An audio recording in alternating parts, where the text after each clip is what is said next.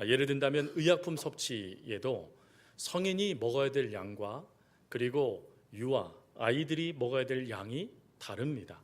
또 성인이 만져서 괜찮은 것이 있지만 어린아이들이 만지면 큰 탈이 나는 그런 것들도 있지요. 또 타국을 여행하게 될 때 타국 여행 사이트에 들어가 보면 주의사항들이 또 적혀져 있습니다. 이렇게는 하지 마십시오, 이곳에는 가지 마십시오, 또 이런 행동을 하지 마십시오 라고 하며 주의사항들이 나열되어 있죠. 또 차량 운전할 때는 어떻습니까?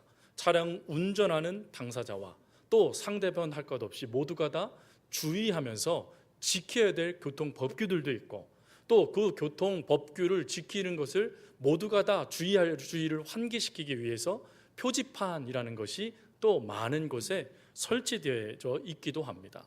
또 수술을 할 때에도 수술을 받는 환자와 수술을 집도하는 의사가 모두가 다 각기 주의해야 될 것들도 있지요. 즉 모든 삶에는 반드시 우리의 생명과 안전과 직결되어져 있는 주의사항들이 참 많이 있습니다. 여기서 말하는 이 주의사항, 이 말을 국어사전으로 살펴보니까 이런 뜻으로 적혀져 있더라고요. 주의사항, 주의하다라는 이 뜻은 마음에 새겨두고 조심합니다 라고 말이죠. 두 가지를 동시에 이야기합니다. 하나는 마음에 새겨야 되고 또 하나는 행동으로 조심해야 되는 것, 그게 주의하다라는 것이라는 겁니다. 신앙생활에도 특별히 하나님과 우리 사이에도 주의해야 될 것들이 있죠. 그래서 이 주의해야 될 것을 하나님께서 풀어놓은 것이 십계명입니다. 십계명 1계명부터 십계명 마지막 10번째 계명까지 보면 하나님이 무엇을 인정하시고 무엇을 싫어하시는지가 정확하게 기록되어져 있는 게 십계명입니다. 예수님은 이 십계명을 그대로 갖고 들어오면서 하나를 더하시죠. 그게 뭡니까? 사랑의 계명이죠. 그래서 하나님을 사랑하면 이웃도 사랑해야 돼라는 계명을 주의사항으로 우리에게 허락해 주셨습니다. 근데 하나님과 우리의 믿음 사이에도 주의할 것이 있지만 신앙생활에도 우리가 주의해야 될 것들이 있죠. 특별히 신앙생활 가운데 특별히 이단에 대한 모습들이 너무나 많지 않습니까? 이단이요, 우리 주변에 얼마나 활기를 치고 우리 주변을 걸어다니는지 모릅니다. 그래서 그 미혹과 그들의 유혹을 우리가 물리칠 수 있기 위하여 주의합시다 라고 하여 4가지를 이야기합니다. 첫 번째로는 기도원이죠. 기도원에 가지 말아라 라는 것입니다. 여러분, 기도할 제목이 생기는데 교회에서는 기도가 안 되는데 기도원에서는 기도가 되시는 분들이 계십니다. 빨리 교정하셔야 됩니다. 하나님의 몸된 전에서 기도하셔야 돼요. 특별히 저희 교회는 24시간 문이 열려져 있는 교회입니다. 그러다 보니 어느 누구나 기도할 제목이 있으면 하나님 전으로 날려나와 기도할 수 있는 공간을 제공해 드리는 교회죠. 그러므로 여러분, 늘 기도할 마음이 생기고 기도할 제목이 있다면 하나님의 전, 하나님이 계시는 전 앞으로 나와 기도할 수 있는 우리가 될 수 있길 바랍니다. 그리고 두 번째가 선교회를 조심하랍니다. 세상에 참 많은 선교회가 있습니다. 근데 그 모든 선교회들이 각기 바르게 하나님의 뜻 안에서 세워져 가면 좋은데 문제는 그 선교회를 타고 들어오는 이단들의 역사들이 있다는 것이죠. 그래서 검증되지 않은 선교회는 참석하지 말아라 라는 것입니다. 그러면 또 의심이 생기잖아요. 의문이 생겨요. 남선교회는 어떻습니까? 라고 말이죠. 괜찮습니다. 여러분, 남성교회는 꼭 참여하십시오. 남성 성도님들은 반드시 남성교회는 참여하셔야 됩니다. 그래야 교회가 또 내가 해야 될 일들이 그곳에서 논의되고 또 섬길 수 있기 때문이죠. 또 세 번째 했죠. 세 번째는 뭐냐면 이런 성역 공부 조심하라 라는 겁니다. 뭐냐면 새롭게 성경 공부를 양육 프로그램으로 제공하는 분들이 계십니다. 즉 우리는 새로운 프로그램을 하고 있다 라고 말하는 팀들을 주의해라 라는 것입니다. 여러분, 목사들이 그리고 교회 성도들이 바보입니까? 성도들과 목사들은 어떻게 하든지 하나님 말씀을 가르치려고 애를 쓰고 배우려고 애를 씁니다. 그런데 야, 목사들 틀렸어, 그 교회들 다 틀렸어, 이렇게 중요하고 새로운 이 진리를 그들이 모르네 라고 한다면 그들을 끊어버리십시오. 중요한 것은 성경은 새로운 것이 아니라 성경은 그 말씀 속에 담겨져 있는 하나님의 뜻을 배워가면서 내 영혼이 새로워지는 것이에요. 새로운 성경 공부를 해서 새로워지는 것이 아니라 말씀을 먹음으로 우리가 새로워지는 것입니다. 그러므로 여러분, 아이고 새로운 성경 공부 있으니까 한번 몰래 와서 한번 들으라고 그러면 신천지입니다. 가시면 안 돼요. 그리고 마지막 하나가 더 있는데 외부 성경 공부입니다. 여러분, 교회 안에 건전한 성경 공부, 건강한 성경 공부들이 세워집니다. 그러면 그것에 열심으로 참여하시고, 혹 무엇인가 배우고 싶고 알고 싶으면 여러분 곁에는 목회자들이 있습니다. 그럼 찾아가시면 돼요.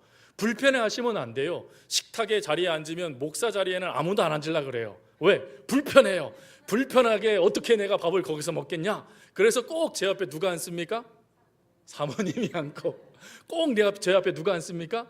장로님들이 앉으세요. 여러분, 그러지 마세요. 여러분들이 누구나 다 제 앞에 앉을 수 있기를 바랍니다. 아멘 안 하시잖아요.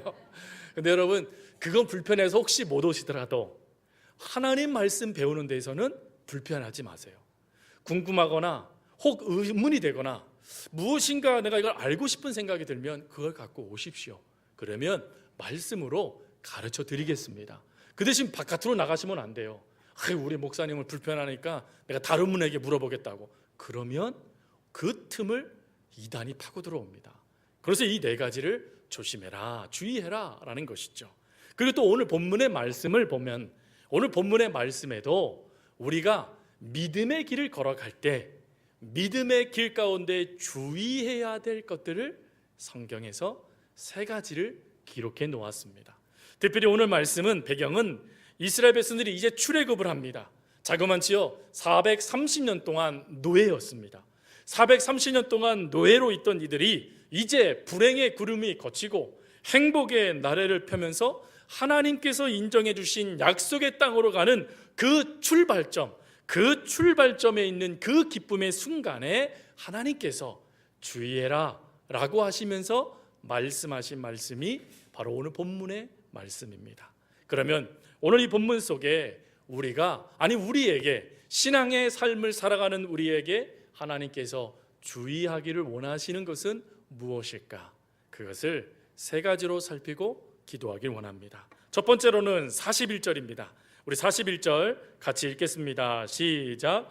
430년이 끝나는 그날에 여호와의 군대가 다 애굽 땅에서 나왔은즉. 아멘. 첫 번째로 하나님께서 우리들에게 주의해라, 마음에 새기며 조심하기를 원하는 말씀은 무엇이냐면, 따라해 보겠습니다. 끝이 있음을 믿어라. 여러분, 이스라엘 백성들이요, 좀 전에 말씀드린 대로 430년 동안 노예 생활을 했습니다. 430년 동안 노예 생활을 하다 보니 이들이요 타성해졌습니다. 더군다나 모든 희망이 사라져버리죠. 성경 말씀에 보면요, 이들이요 자신들의 자녀들이 죽임을 당해요. 자신들의 자녀들 2살 아래 모든 아이들이 죽임을 당하는데, 그 죽임을 당하는 순간에 이들이 할 수 있는 게 무엇이었냐면 슬피 우는 것밖에 없었습니다. 대항할 수도 없었어요. 왜? 자칫 잘못하면 애국 군사의 칼에 죽임을 당하게 되거든요. 그러니 대항하지도 못하고, 그렇다고 불평하지도 못하고, 그냥 그대로 젖어서 어쩔 수 없는 인생이라면서 그 속에 그냥 매몰될 수밖에 없었던 것이 이스라엘의 백성들이었습니다. 더군다나 430년 동안에요, 이들 가운데 그대로 구전되던 말은 하나가 있었습니다. 그게 뭐냐면 아브라함의 하나님, 야곱의 하나님, 이삭의 하나님이라는 말은 구전됐어요. 제가 왜 구전이라고 말씀드렸는지 아십니까? 그게요 먼 나라 이야기였다라는 거예요. 전설과 같은 이야기였다라는 거예요. 지금에는 어떠한 하나님의 역사도 볼 수 없는 순간이 바로 430년의 이스라엘 백성들이 처해졌던 어려움이었죠. 그러니 여러분, 이들이요 무슨 희망을 노래할 수 있겠습니까? 무슨 하나님의 역사를 이들이 간증하며 그것을 대대로 물려줄 수 있겠습니까? 아마 이런 모습들 나타나지 않겠습니까? 한 영화에서요 한 친일파가 그런 말을 해요.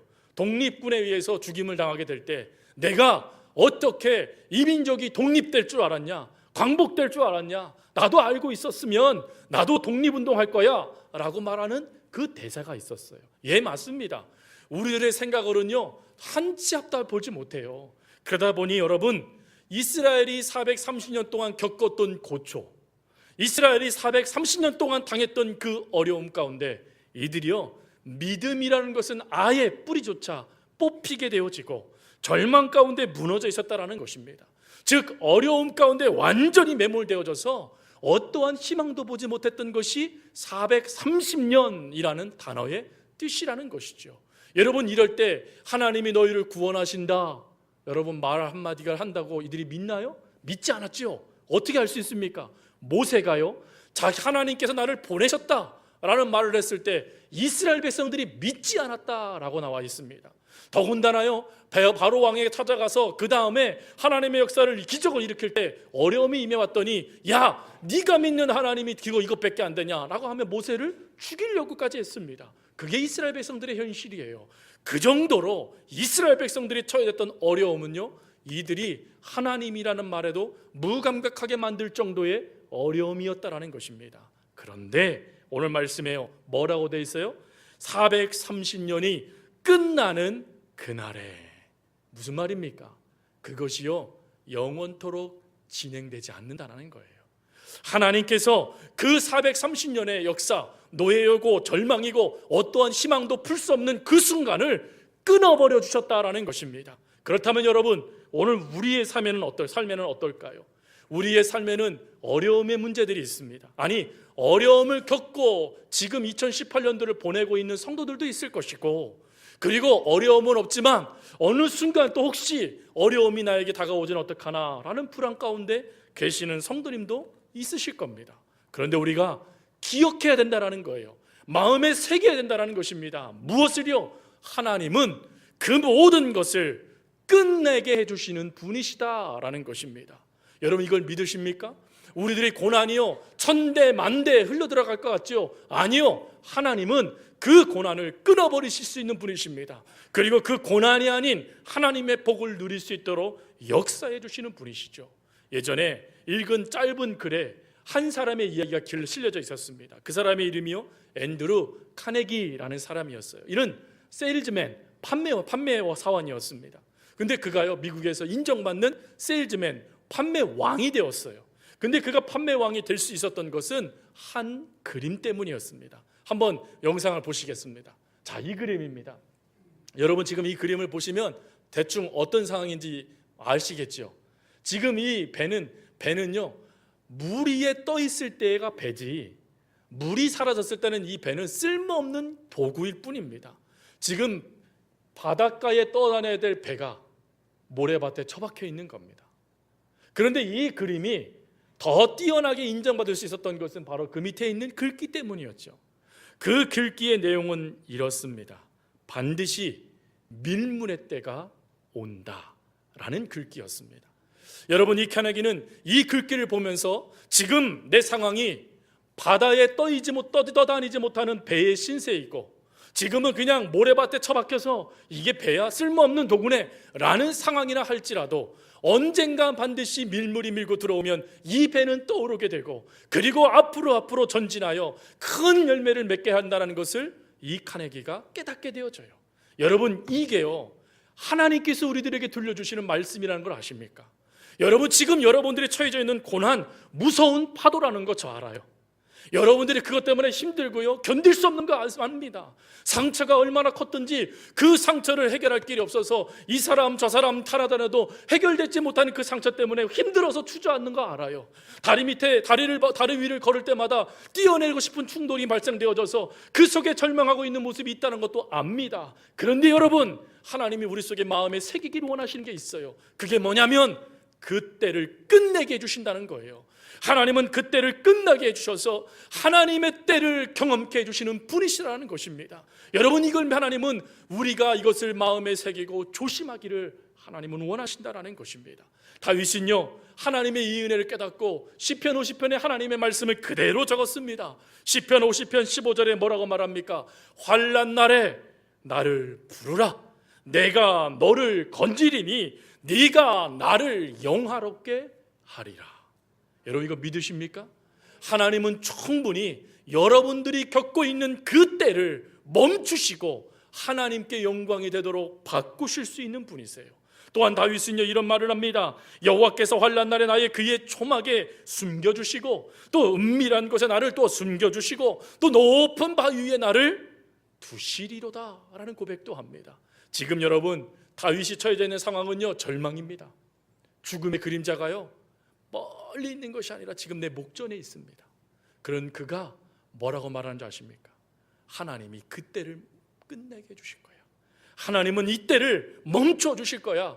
그리고 하나님은 나로 하여금 기뻐 뛸 수 있도록 만들어 주실 거야 라는 믿음을 그가 놓치지 않았다라는 것입니다. 사랑하는 성도 여러분, 하나님은 이걸 우리들에게도 갖기를 원하시는 마음입니다. 바라는 것은 여러분, 어떠한 환경이, 어떠한 순간이, 어떠한 어려움이, 어떠한 절망이, 어떠한 고통이 여러분들을 무너뜨리고 있는지 모르겠습니다. 그러나 여러분, 그때가 곧 끝납니다. 하나님이 그때를 멈추어 주십니다.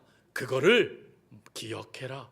그것을 믿고 믿음의 삶을 살아가라. 하나님은 말씀하십니다. 그리고 두 번째 하나님이 우리 속의 마음밭에 새기길 원하는 말씀은 무엇이냐면 하나님의 인도하심을 믿어라 라는 것입니다. 42절에 이렇게 되어 있습니다. 이 밤은 그들을 애굽 땅에서 인도하여 내심으로 말미암아 여호와 앞에 지킬 것이니라. 하나님이요 인도해 내셨대요. 특별히 여러분, 애굽 땅에서 인도해 내신 하나님이라는 이 말씀이 왜 중요합니까? 이스라엘 백성들이 애굽 땅에서요 자신들이 반란을 일으키고 자신들이 능력으로 이 애굽 땅을 출애굽한 게 아니었어요. 10가지의 재앙을 허락하신 이가 누구십니까? 하나님이십니다. 홍해바다를 갈라주신 분이 누구십니까? 하나님이시지요. 가나안 땅을 가기 위해서 광야 40년의 생활 가운데 낮에는 구름기둥, 밤에는 불기둥으로 하나님께서 이스라엘 백성들을 인도해 주셨지 않습니까? 그 인도해 주심을 기억하라라는 거예요. 여러분, 특별히요 지켜라라는 이 단어가 여호수아서는 뭐라고 번역되어졌냐면 기념해라라는 단어로 번역되어졌습니다. 무엇을 기념해야 돼요? 무엇을 기억해야 됩니까? 여러분, 하나님께서요 여러분 인생 가운데 개입하셔서 역사하시는 그 은혜가 얼마나 큽니까? 여호와는 나의 목자시니 내게 부족함이 없습니다. 정말 그렇습니까 여러분? 정말로 하나님께서 여러분의 인생을 인도해 주시고 정말로 하나님께서 여러분의 인생의 목자가 되어 주셔서 여러분의 인생길이 아무런 부족함이 없으십니까? 안타깝게도 우리의 삶은 늘 부족합니다. 우리 삶에는요 늘 위태합니다. 그런데요 왜 우리가 위태하고 왜 우리가 부족하다 생각하고 왜 우리가 절망 가운데 빠지고 왜 우리의 인생은 이것밖에 안 됩니까? 라고 물분을 토합니까? 그것은 마음에 새기고 기억해야 될 하나님을 놓쳤기 때문이죠. 하나님은 지금도 여러분들을 인도하고 계십니다. 여러분 이거 믿으십니까? 책 중에요 사막을 건너는 6가지 방법이라는 도널드 휴가 쓴 책이 있습니다. 그 책의 첫 번째 방법으로 제시한 게 무엇이냐면 나침판입니다. 여러분, 사막은 우리의 인생과 좀 비슷한 면이 있는 것 같습니다. 사막은 내 노하우요 그리고 지금까지 경험했던 수많은 것들 그리고 목표, 방향 이것이 무용지물이 되는 곳입니다. 왜요? 바람이 한번 불면 시시각각 모든 환경이 달라집니다. 내가 저 산을 바라보고 저렇게 가면 저곳이 분명히 북쪽일 거야 생각하고 그곳으로 걸어가다 보면 사라져버려요. 바람이 불고 때로는 신기루에 의해서 모든 것이 사라져버려서 절망 가운데 인간의 무능력함이 그대로 드러나는 곳이 바로 사막이지 않습니까? 그런데 이 사막에서 유일하게 내가 목표하고 내가 가야 될 방향으로 끝까지 포기되지 않고 갈 수 있도록 도와주는 게 나침판이라는 것입니다. 그러면서 오늘 그 책을 쓴 도나휴가 이런 말을 해요. 이 광야길에 가장 필요한 것이 나침판이듯 우리의 인생길에 쉼없이 시시각각 지형이 바뀌는 현장 속에 우리에게 필요한 것이 있으니 그것은 그리스도인의 나침판이 되어주시는 하나님이시다 라고 말이죠. 여러분, 나침판을 혹시 막 돌려보신 적 있으십니까? 제가 어렸을 때요 과학 시간에, 그러니까 예전에 과학 시간에 나침판 보기 이 순서가 있었습니다. 근데 나침판은요 가만히 이 동그란 통 안에 판을 이렇게 있고 여기에 얼마나 잘 들어가는지 몰라요. 그래서 친구들하고요 누가 오래 돌리나, 이 말도 안 되죠. 남자들은 가끔 그래요. 누가 오래 돌리나 이걸 또 게임으로 하는 겁니다. 그래서 진 사람이 쭈쭈바 사주는 거예요. 쭈쭈바. 그래가지고 신나게 막 돌려다가 탁 놓습니다. 그럼 어떻게 됩니까? 돌아갈 때는요 이게 나침판인지 뭔지 모릅니다. 그런데 시간이 지나면 이 나침판이 어떻게 되죠? 멈춰 섭니다. 여러분, 제가 왜 이 말씀을 드리냐면, 우리가 인생을 살아갈 때 자꾸 나침판 대신 하나님이 계신데 그 하나님이 아닌 이 방향을 내 뜻대로 살아보겠다고 돌리는 거예요. 여러분, 나침판을 돌리면 나침판은 재구시를 하지 못합니다. 근데 이걸 내려놓고요, 내 것을 포기하듯이 하나님, 내 생각대로 막 살았던 모습들을 이제는 포기합니다. 이제 하나님의 뜻대로 살게요 하고 그 나침판 대신 하나님 앞에 내 모든 것들을 내려놓으면 하나님이 어떻게 하실까요? 우리의 인생의 방향을 딱 가르쳐 주신다는 거예요. 여러분, 그 하나님께서 가르쳐 주신 길이 복된 길입니다. 내가 걸어가는 길이 잘 되는 게 복된 길이 아니라 하나님이 제시해 주시는 길을 가는 것이 복된 길이라는 거예요. 여러분, 가나안 땅을 출발하는 이스라엘 백성들의 역사를 왜 기록해 놓습니까? 그거 그냥 간단하게 한 줄로 적으면 돼요. 40년 동안 그들이 하나님의 인도함을 받았더라, 그러면 돼요. 근데 왜 그것을 몇 장에 걸쳐서 기록해 놓고 있습니까? 그게 우리들의 모습이라는 거예요. 나침판이 뺑뺑 돌아가듯이 내 뜻대로 돌아가고 있는 게 우리들의 모습이라는 거예요. 그러나 하나님의 뜻에 집중하게 되고 하나님이 가르친 것을 바라보게 될 때 비로소 요단강을 건너 가나안 땅에 들어갔더라 라는 것이 바로 출애굽의 역사입니다. 여러분, 인생 가운데 하나님은 충분히 여러분의 인생을 이끌어 주시는 나침판이 되어 주십니다. 그러므로 여러분의 인생 가운데 내가 무엇하겠다라고 나침판을 돌리지 마세요. 인생의 나침판을 내 마음대로 돌리지 마세요. 오히려 그것을요, 멈추세요. 그리고 세상의 말도 듣지 마세요. 가끔은요, 세상의 말이 그럴싸하게 들려요. 그러나 그리스도인들에게는 말씀이 믿어져야지 세상 말이 믿어지면 안 됩니다. 세상 기준이 하나님보다 앞서면 안 돼요. 그럴 때 내 모든 것을 내려놓고 하나님 말씀해 주세요. 종이 듣겠습니다. 하나님 보여주세요. 종이 목숨 걸고 가겠습니다 라고 하는 믿음으로 나아가야 되는 것입니다.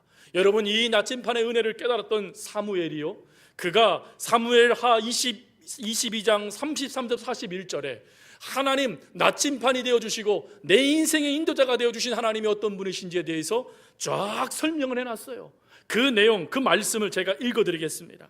하나님은 나의 견고한 요새시며 나를 안전한 곳으로 인도하시며 나의 발로 암사슴 발같게 하시며 나를 높은 곳에 세우시며 내 손을 가르쳐 싸우게 하시니 내 팔이 놋활을 당기도다. 주께서 또 주의 구원의 방패를 내게 주시며 주의 온유함이 나를 크게 하셨나이다. 내 걸음을 넓게 하셨고 내 발이 미끄러지지 아니하게 하셨나이다. 내가 내 원수를 뒤쫓아 멸하여 싸우며 그들을 무찌르기 전에는 돌이키지 아니하였나이다. 내가 그들을 무찔러 전멸시키더니 그들이 내 발 아래 엎드려지고 능히 일어나지 못하였나이다. 이는 주께서 내게 전쟁하게 하려고 능력으로 내게 띠띠우사 일어나 나를 치는 자를 내게 굴복하게 하셨사오며 주께서 또 내 원수들이 등을 내게로 향하게 하시고 내게 나를 미워하는 자를 끊어버리게 하셨음이니라.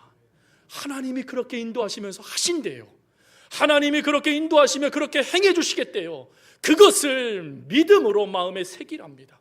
그리고 내가 발동되지 않도록 조심하며 하나님을 믿는 믿음으로 나아가라라고 하나님은 두 번째로 우리들에게 말씀해 주신 겁니다.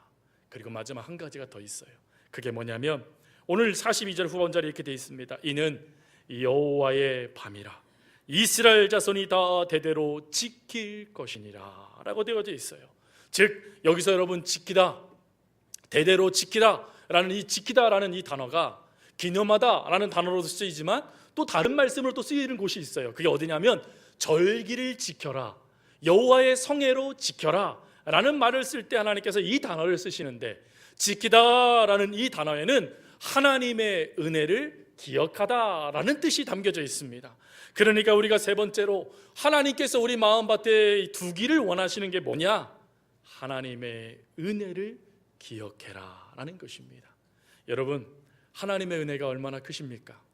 우리들이 즐겨 부르고, 아니 우리의 선배들이 즐겨 부르는 찬송 가운데요, 그 찬송이 있죠. 지금까지 지내온 것 주의 크신 은혜라. 되돌아보니요, 하나님의 은혜를 이야기하지 않고는 설명할 수 있는 게 아무것도 없는 거예요. 하나님의 은혜가 있어야지만 설명이 되는 것입니다. 여러분, 지금요 하나님은 그 얘기를 하시는 거예요. 여러분, 하나님이요 애굽에서 이스라엘 백성들을 탈출하게 하세요.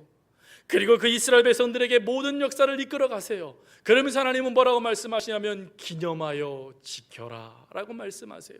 왜 기념하고 지켜야 될까요? 그것은 우리의 삶이 하나님의 은혜가 없으면 살 수 없는 삶이기 때문에 그런 거예요.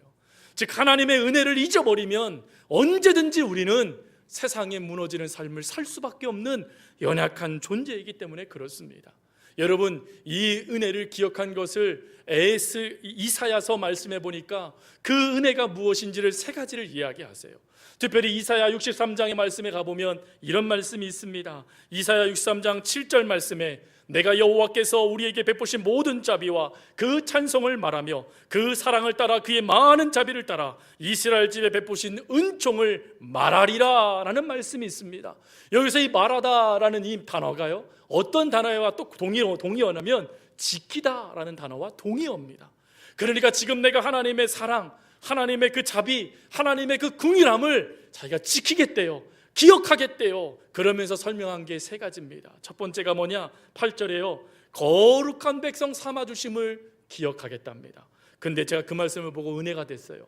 하나님이요 이스라엘 백성들을 향하여 뭐라고 말하는 줄 아십니까? 이렇게 말씀하셨어요. 그가 말씀하시되 그들은 실로 나의 백성이요 거짓을 행하지 아니하는 자녀라 라고 말씀하셨어요. 여러분, 이스라엘 백성들은 거짓말한 적이 없나요? 이스라엘 백성들이 오히려 거짓말쟁이들 아니었습니까? 자신들은 하나님만 바라보겠습니다 라고 말했지만 결론이 그들이 하나님께 버림받은 이유가 뭐였죠? 우상을 섬겼기 때문이었어요. 하나님 날마다 감사하겠습니다 라고 말했지만 그들은요 거짓말쟁이가 되었지요. 불평하고 원망하며 하나님을 향하여 이를 갈았습니다. 그게 이스라엘 백성들의 모습이었어요. 그런데 하나님이요 그들을 뭐라고 말씀하세요? 거짓말쟁이가 아닌 내 자녀야 라고 말씀하셨다라는 거예요. 특별히 이사야서는요 출애굽한 백성들에게 쓰여진 말씀이 아니라 바벨론에서 돌아온 백성들에게 쓰여진 말씀이 이사야서입니다.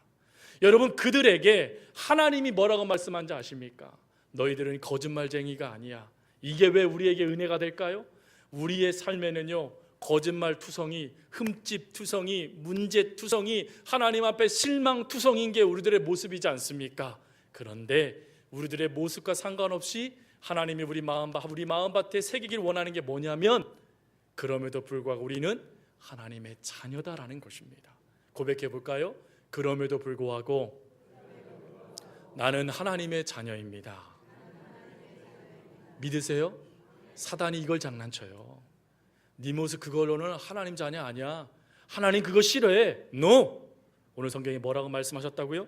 거룩한 백성, 거짓말하는 자녀가 아니야, 거짓말 행하는 자녀가 아니야 라고 하나님께서 은혜를 허락하셨다라는 것입니다. 그 은혜를 우리가 받았어요. 또 두 번째 은혜가 뭡니까? 그 다음에 이렇게 돼 있어요. 환난을 동참해 주신대요. 9절에요 이사야서 63장 9절에 이렇게 돼 있어요. 그들의 모든 환난에 동참하사 자기 앞에 사다로 하여금 그들을 구원하시며 그 사랑과 그의 자비로 그들을 구원하시고 옛적 모든 날에 그들을 드시며 안으셨나이다. 여러분, 하나님이요 환난 가운데 우리와 함께 하셨대요.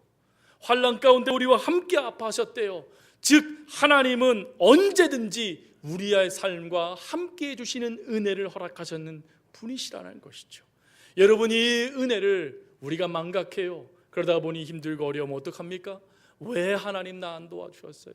왜 하나님 나 떠나셨어요? 왜 하나님 나 버리셨어요? 라고 말하며 하나님 앞에 우리가 볼멘소리 하지 않습니까? 그런데 성경에요 우리가 기억하래요. 뭐를요? 나는 너를 한 번도 떠난 적이 없다 라는 이 하나님의 말씀을 기억하랍니다. 그리고 세 번째로 기억할 게 있습니다. 그게 뭐예요? 10절 말씀에 보면 이렇게 돼 있어요. 10절에요 이사야 63장 10절에 그들이 반역하여 주의 성령을 금식케 하였으므로 그가 돌이켜 그들의 대적이 되사 친히 그들을 치셨더라. 여러분, 치시는 게 은혜입니까? 저주입니까? 하나님이 우리를 치셨어요. 그럼 이게 은혜입니까? 저주입니까? 왜 은혜가 되지요? 그거는 우리의 상황을 살펴보면 알 수 있습니다. 여러분, 옆집 아이가요 너무 괘씸해요. 너무 못됐어요. 어떻게 저런 아이가 있을까 싶었어요. 그래서 여러분들이 가서 그 아이를 고치겠다라고 한 대 때렸습니다. 그러면 그 아이가 그것을 사랑으로 받을까요? 매로 받을까요? 사랑의 매, 그건 거짓말이에요. 맞은 사람은 매예요, 매. 그러면 여러분, 이게 법적으로 이 법적인 효과가 인정됩니까, 안 됩니까? 됩니다. 때리면 폭력을 행사하는 거예요.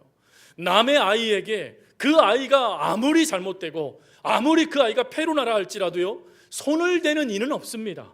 물론 친척 중에 네가 어떻게 그럴 수 있어 라고 하며 때로는 손을 대는 이들이 있지만 웬만하면 다 뭐하죠? 무시하죠. 왜? 내 자녀가 아니거든요. 근데 여러분 자녀들에게는 어떡합니까? 자녀들이 잘못해요. 자녀들이 문제를 일으켜요. 자녀들이 여러분 잘못된 길로 가요. 그러면 말로 타이르는 부모가 계십니까? 아니요. 처음에는 말로 타이르지만 그 다음 어떡하죠? 매를 대거나 큰 소리를 치는 게 부모예요. 큰 소리를 치면서도 불편해요. 매를 대면서도 마음이 아파요. 그게 부모의 마음이에요.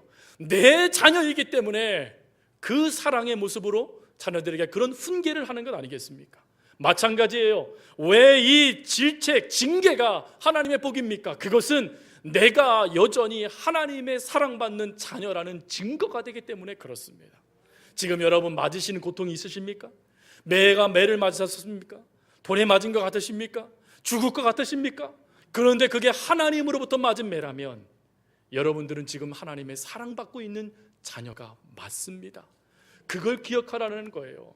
특별히 하나님께서 이스라엘 백성들이 하나님을 떠날 때마다 뭐라고 말씀하셨습니까? 내가 소문은 막대기로 너희를 친다라고 말씀하셨어요. 근데 그 소문은 막대기로 치는 그 모습을 에레미야가 뭐라고 말하는지 아십니까? 하나님이 슬퍼하시며 탄식하셨다라고 말씀하세요. 그게 하나님 아버지의 마음입니다. 그 마음으로 여러분들이 잘 되도록 하나님이 오늘도 여러분들을 하나님 곁으로 부르시기 위해서 때로는 매로, 때로는 달콤한 꿀로 여러분들에게 말씀해 주시는 것 아니겠습니까? 그러므로 여러분, 이 은혜를 지금도 우리가 받고 있으니 우리가 하나님의 사랑받는 존재가 맞지 않습니까? 근데 이 은혜를 잊어버리면 우리는 언제든지 하나님을 떠나버리고 하나님께서 기뻐하지 않는 삶을 살아갈 수 있다는 것입니다. 그래서 하나님은 우리들에게 말씀하시는 거예요. 마음에 새기며 조심해라. 그럼 세 가지를 말씀드렸어요. 첫 번째로 뭐죠? 끝이 있다라는 거예요. 여러분, 절망과 고난과 괴로움과 그 수많은 길에는 끝이 있습니다. 그리고 두 번째가 무엇입니까? 하나님이 우리를 뭐 하신다고요? 인도하신다는 거예요. 하나님이 가르쳐주는 방향으로 가면 거기에 복이 있다는 것입니다. 그리고 세 번째가 무엇이죠? 하나님이 우리를 징계하시는 것은 우리가 하나님의 자녀라는 사랑이라는 것입니다. 이거를 우리가 믿어야 된다는 것입니다.